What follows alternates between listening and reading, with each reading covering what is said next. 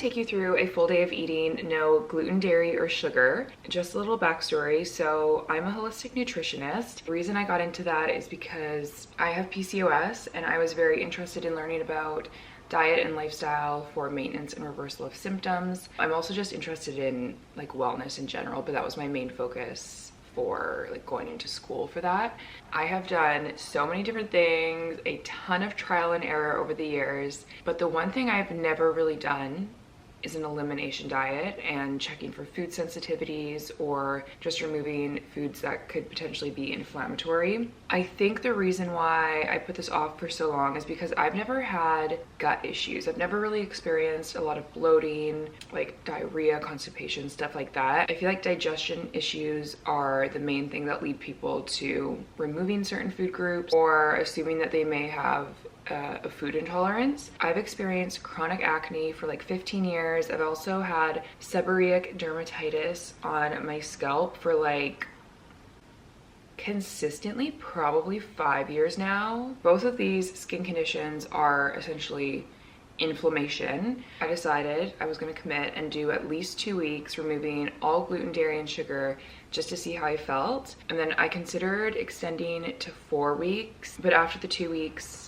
I had noticed some differences and I decided to just implement these dietary changes into my lifestyle, following more of an 80-20 just so it's maintainable and I can still enjoy life without being restrictive. I'll definitely talk more about my experience and the benefits that I saw throughout this video. I've put together a meal planner / ebook. It's pretty much exactly what I did, all laid out. I'll have a link down below where you can go check that out. It is essentially a 4-week meal planner. You can decide how long you want to do it for. I would definitely recommend at least 2 weeks. 4 is optimal. Some people will notice benefits immediately. Other people, it could take months, but 30 days is a pretty good amount of time to notice a difference. There's 12 recipes plus a list of snack ideas, a grocery list, some meal approved products, just more information on the elimination diet, the benefits of it, why you might want to do it. So it's a 30-page PDF download.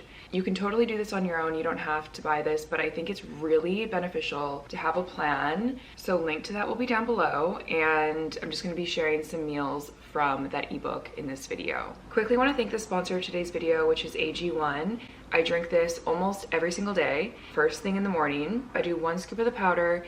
I add in a couple of the vitamin D and K2 drops. If you order through my link, you're going to get a 1-year supply of the vitamin D drops as well as 5 travel packets for free. I add the vitamin D drops and a little bit of lemon juice. I think it just brings out the flavor more.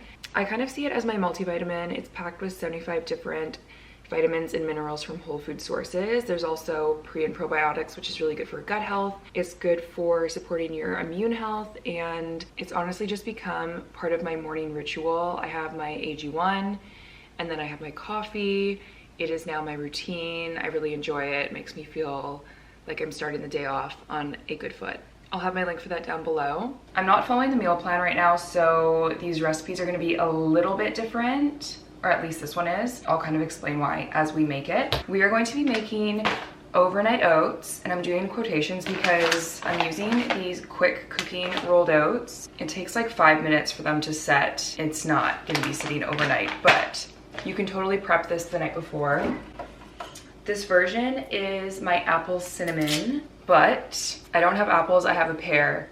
So we're doing a spiced pear overnight oats. I like to make my oats in these jars. This is actually an old Yogu jar. They switched their packaging, which is kind of sad because they used to make this yogurt in these jars and it was so much cuter. This is what they do now. I'm taking 1/3 of a cup of my oats, which I think is gonna finish off this bag pretty much. Oh, this is a 1/2 cup, so actually that's perfect. And then I'm adding in a 1/3 cup of milk, and I'm using the almond one from Elmhurst. Perfect if you're following the meal plan because they only use nuts and water. This step is optional, but I do like to add in a little bit of yogurt. This is also meal plan approved. It's coconut yogurt, so obviously dairy free. They don't add any sugar. They do have flavors like vanilla and strawberry, and I think those ones have added sugar, so I just make sure to get the plain one. I'm just adding a big scoop of that. I'm gonna peel this pear. Then you're gonna take a cheese grater and grate the pear. You could also finely chop, but this is just a lot easier. We're just gonna add the grated pear into the oats. The apple, or in this case the pear, adds some sweetness to the oats, which is why I went with this version for the meal plan. If you really want, you can add a little bit of maple syrup, but I did not use any sugars, even natural sugars, when I was on the meal plan, which I would recommend if you're trying to beat a sugar addiction or sugar cravings. Maple syrup, honey, even stevia. Not saying they're bad, but they just taste really sweet, and it's gonna be harder to get over a sugar craving if you're still getting the sweet taste. I'm gonna add a little bit of cinnamon. You could also add some nutmeg if you want. I'm actually gonna add protein to mine today. This is not in the recipe. This is one of my top favorite vegan proteins. This is the vanilla lucuma flavor. They also have a chocolate one that's really good. This is vegan, so it's dairy-free, gluten-free. There's no sugar in it, but there is a little bit of stevia. So again, it's kind of like up to you, but since I'm not following the meal plan and I just worked out, I'm gonna add protein. I do have a code with them as well. I'm gonna add in a splash more milk just because of the powder. That is so good.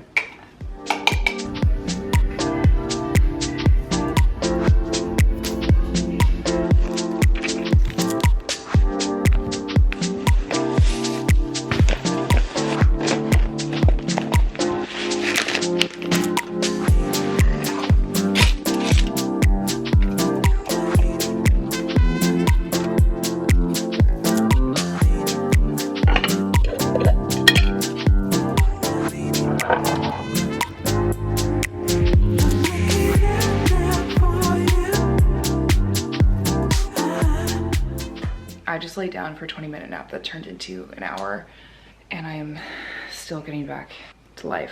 It just looks like I'm naked. I'm trying to pull this top up as high as I can so it looks like I'm not naked. Anyways, I was gonna make a pasta salad for lunch, but I just realized that I don't have pasta, like noodles.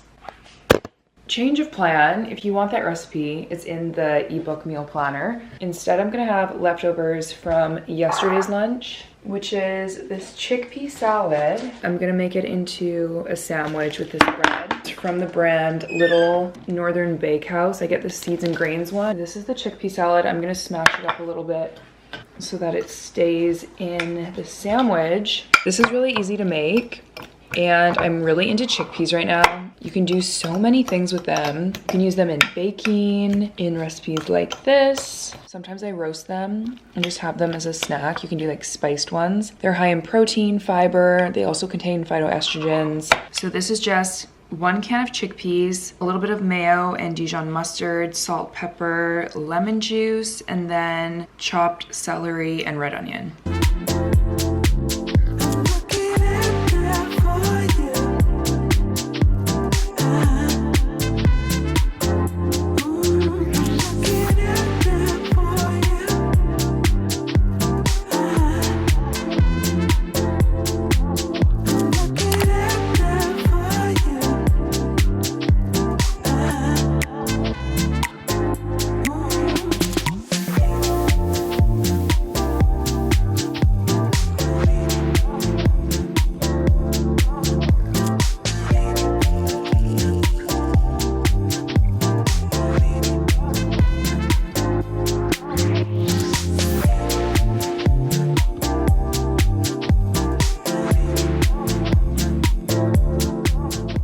Editing the video and I just wanted to wrap it up, but I wanted to quickly touch on the sugar aspect and the main reason why I fully removed sugar. I was having cookies pretty much every single morning. When I was out, I would always get pastries. I don't know if I would say I had a full-on addiction. I was definitely having cravings quite frequently for sugary foods, and I've just always loved sweets and carbs. So I really wanted to get over the cravings for that, and after I cut it out for 2 weeks, I completely lost any interest. So it's not something that I restrict myself from now, but I'm just not drawn to it. That was the goal, so that's awesome. If you are someone with PCOS, it's really important to watch your blood sugar levels because insulin resistance is very common in women with PCOS, and it's actually considered a root cause. Diet is very important, and limiting your sugar intake. Again, if you have cravings, definitely try cutting it out for at least 2 weeks. That's what I did. This is an elimination diet. It's not meant to be a forever thing. It's really just a way to find out what foods are working or not working for you. If you cut out gluten and dairy for 2 months and you don't notice any differences, maybe you're one of those people